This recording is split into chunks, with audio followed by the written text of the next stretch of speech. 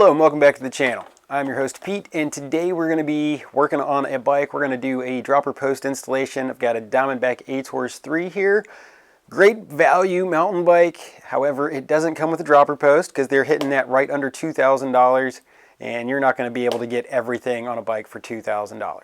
Luckily, you can get a sweet SDG Tellis dropper for just a little over 200 bucks, and we're going to go ahead and install one of those today and make somebody's life a little easier.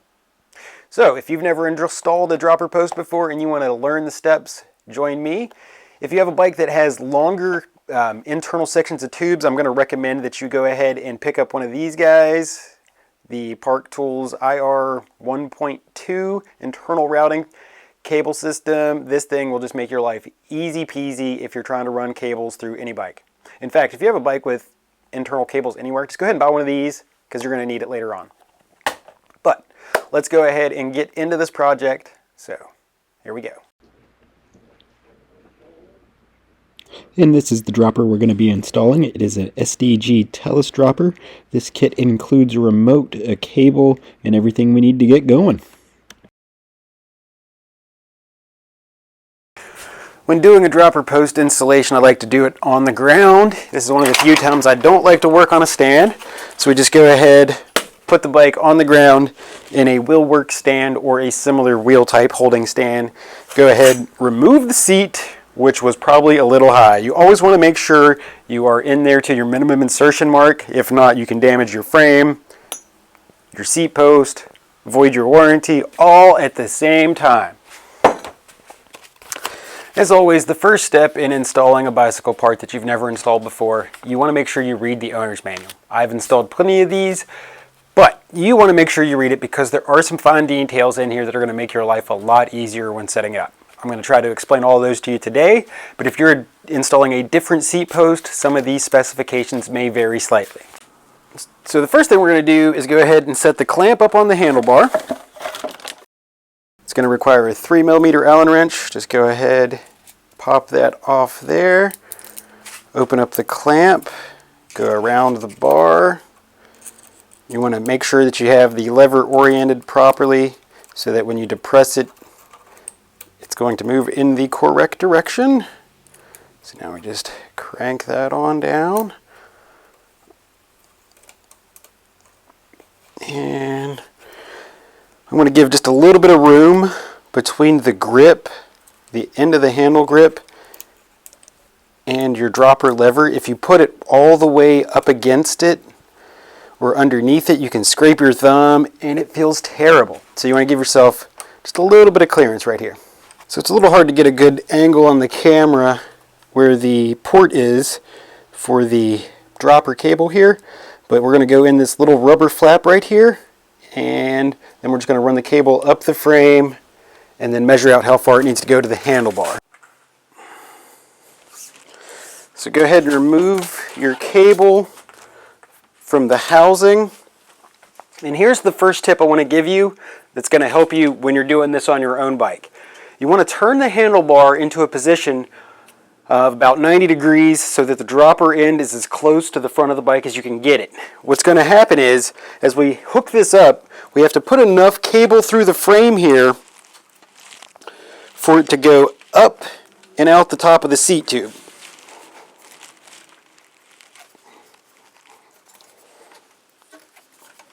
So just go in the hole. It's a little bit of resistance, but it's going to come right out. So now we need to make up this gap here. So if we set this up with the handlebars straight and the cable comes all the way down, up, and then reaches around to here, by the time we push the seat post down, that's going to add almost a foot of cable length to the bike. So if you go ahead and turn that 90 degrees, you're going to eliminate almost that same amount of cable by having the handlebars turned here. So you have just enough that the cable comes out here. Then we're going to find our path. We're going to just track with the other cables on the bike so everything looks nice and clean. And we'll just zip tie these to the same mounts that cable's going to when we're done. We're going to come up the front here and out. And our dropper lever is right there. So we're going to go ahead and snip our cable right here. You want to make sure you're using a proper circular set of cuts. So now that you have your cable measured out and your handlebars are turned 90 degrees so that you eliminate all this extra housing, just go ahead and snip that off. Circular cutters, because this is linear housed derailleur cable. If you use flats, it's going to smash it up and it's going to be a problem. So let's just not do that. If you have a pokey, I would suggest taking it, going ahead and opening up the plastic liner on the inside of the cable. Just going to make your life easier for the next few steps. Since we've got that run, we've got the cable end go on the top there, a little aluminum ferrule, and then we've got another one to put back here on this end of the cable so that it stays tight and doesn't get smashed. And we're going to go ahead and pull my hair back. And then you want to make sure you get these fully inserted. One of the most annoying things about setting up a dropper post is the first time you set it up, it's not going to work. It's going to work one time, you're going to push it, and you're going to get a bunch of cable stretch. These things are going to seat in. Everything is going to seat into place, and you're going to have to retension the cable. Be aware, it's going to happen. So, don't be worried about it. These SDG Tellises are awesome. I personally like to go ahead and throw a drop of tri-flow down into the hose, just so I know it's going to have some lubrication. You don't need a bunch of grease, but just a little bit of oil in there to keep things from seizing up over time. Less likely somebody's going to get it washed out.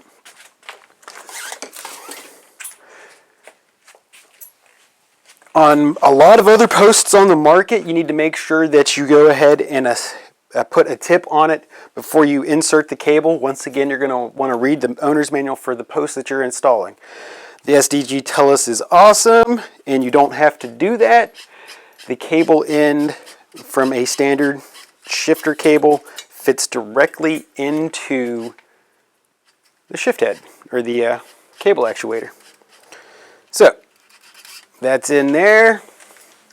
Now find your path, get your handlebars turned again, because you don't have that much room since the seat's not in there yet. And then we just go through, and we're going to go ahead and stick this through the little hole. You've got a cable clamp on the bar, so you want to make sure you get your cable through that clamp when you don't have too much housing exposed. See, if you end up pulling the cable through these bends, it'll really put some binding on it and just make your life unhappy. So now, before you install the post, I suggest putting a little bit of lube on it. If you're using a carbon frame, if you have a carbon frame bike, you want to use carbon grip paste instead of grease.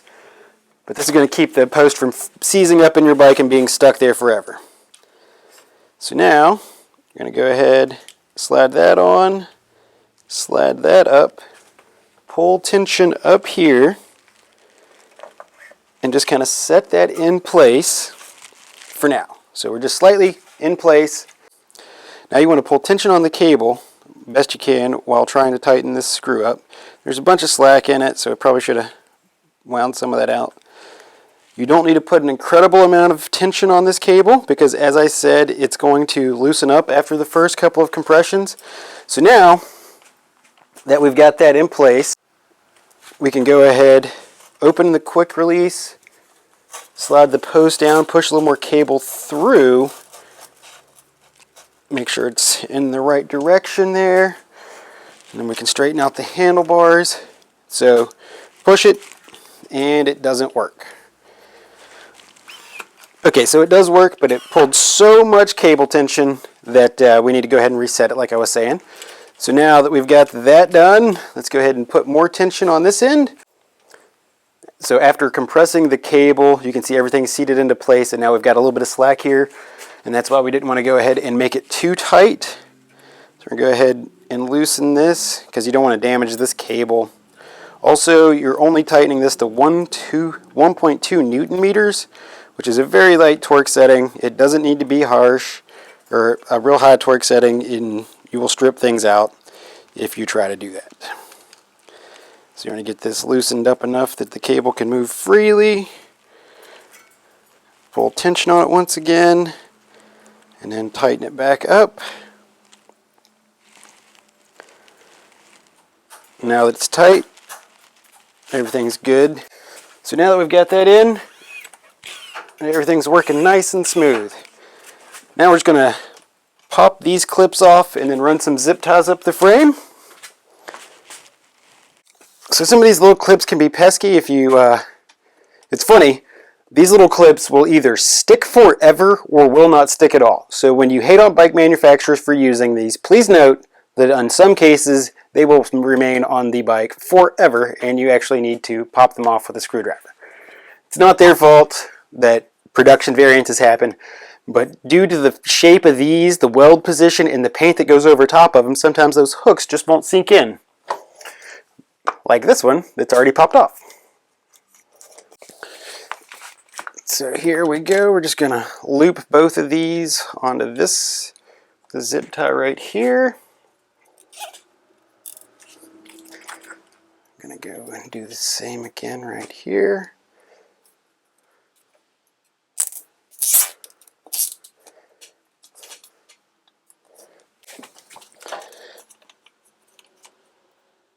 Alright, so we're running this little guy through here.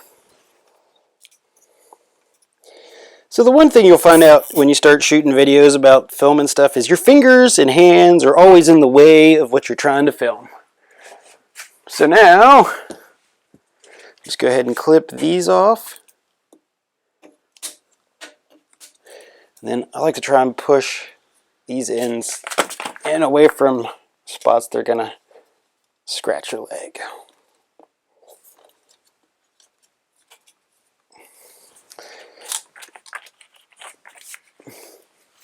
And now we've done the hard part. So let's go ahead and put the seat on here and we'll be good to go. Alright, so what we're going to go ahead and do now is remove or loosen these bolts here so that we can get the seat in there. This will be the tricky part. If you've never done it, try not to loosen the clamps all the way if possible. So just loosen them up enough that you get a lot of room between each plates. Then we're going to try and shift this guy and dance the seat in there. Okay, so we're going to go ahead and lift up the lower plate or the top plate here. Try to push the seat over that. Come back. And if we're lucky, it'll dance right under there. Oh, we're going to have to loosen it up just a hair more.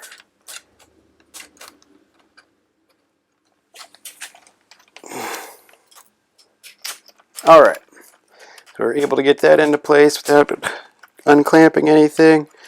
Then you'll notice you've got a little scale on your saddle here, and you want to try to clamp between those rails. The center is where they designed it to be, but you can move it fore or aft for your preference. Then these guys, will just go ahead and get them snug down. And as you can see, this is a micro adjust seat post. So every time you turn the bolt in the back or the front, it will tip the seat up or down. So you need to just tighten and loosen these until you get the saddle nice and level to your liking. I'm going to loosen that a little bit. Tighten that. That's about where I think it's level. And then we're just going to snug them both on down. Alright, now that we've completed everything with the setup, we're going to go ahead and trim the cable. Once again, circular cutters. Cut it nice and clean so that your cable doesn't fray. Then we're going to take a little end cap, also supplied with the kit. I'm just going to go ahead and slide that up on there. And get you a pair of vice grips. Push all the way back so that you're pinching the cable in there. And we're going to make that just a little bit tighter. Alright, now we have a dropper post. And now we have a Diamondback Atorz 3 with a dropper seat post. Just give it a compression here, push down on the seat, let go of the dropper lever, and the seat stays down. Ride through your technical terrain, bomb the hills, hit the drops. Now you're getting into the flats and you need pedaling power, hit the button, it comes right back just like you need it to. After you've been riding it for a little while, you will get a little cable stretch. You have a barrel adjuster just underneath the handlebar here on the clamp, and you'll just thread that out counterclockwise, a quarter to an eighth of a turn at a time. until you get your function back. If you go too far with adjusting this and you put too much tension on it, the seat will not stop going up and down. So you need to make sure that you don't over tension the cable. Thanks for joining me today. I hope you found this video informative and helpful. If you did, be sure to leave us a comment, a like, subscribe, eat a donut, stay rad. Come back for the rest of the videos coming out here on my channel. Thank you.